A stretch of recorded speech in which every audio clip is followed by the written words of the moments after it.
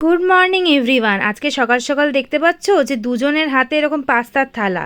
আজকে আমার ছোট ছোট দুটো স্টুডেন্ট আজকে বাড়িতেই পড়তে এসেছিল। অন্যদিন তো আমি পড়াতে যাই, ওদের পড়া হয়ে গেছিলো, তাই ভাবলাম ওদের কি বানিয়ে খাওয়ানো যাক, তাই বানিয়ে নিয়েছিলাম একটুখানি পাস্তাটা বানাতে আমার ভালোও লাগে আর খেতেও বেশ অন্যরকম লাগে, কারণ সবসময় তো এসব খাওয়া হয় না। তো এটা বানিয়েছিলাম অ্যাকচুয়ালি মেয়োনিজ দিয়ে, তো কালারটা লাল লাল হয়েছে কারণ মেয়োনিজটা একদম অল্পই দিয়েছিলাম।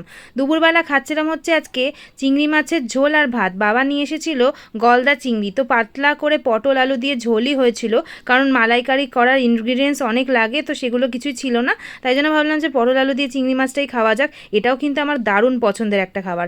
সন্ধেবেলা কি খাচ্ছি দেখতে পাচ্ছ তোমরা বন্ধুরা, এই বিস্কুটটা হার্ট শেপের। তো তোমরা কি জানো এটার নাম কি? যারা যারা জানো আমার ছোট্ট বন্ধুরা কিন্তু কমেন্ট করে জানিও, আর বড়রা আশা করছি জানো তোমরা এটা কি। আর রাত্রিবেলা দেখতে পাচ্ছ কতগুলো পেপসি নিয়ে বসেছি, এগুলো আমার বন্ধু আমাকে কিনে দিয়ে গেছিলো।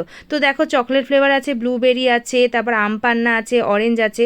তোমাদের এই ফ্লেভারগুলোর মধ্যে কোনটা প্রিয় জানিও। এভাবেই কাটলো আজকের দিনটা।